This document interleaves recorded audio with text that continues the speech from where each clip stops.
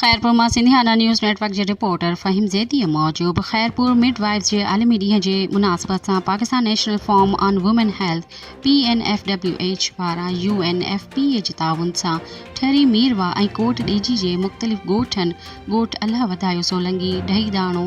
ॾातू दस्ती ऐं झंडू मशाइख़ में मिडवाइफ्स खे भेटा पेश करण लाइ प्रोग्राम मुनक़िद कया विया,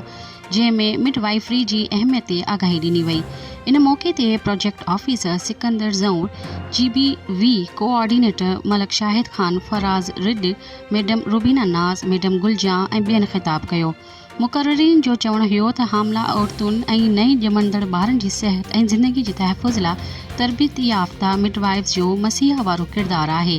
पर बदकिस्मती सां असां जंहिं मुआशिरे में रहूं था उते मिडवाइफ्स खे उहा अहमियत नथी मिले जेका उनखे मिलणु घुरिजे।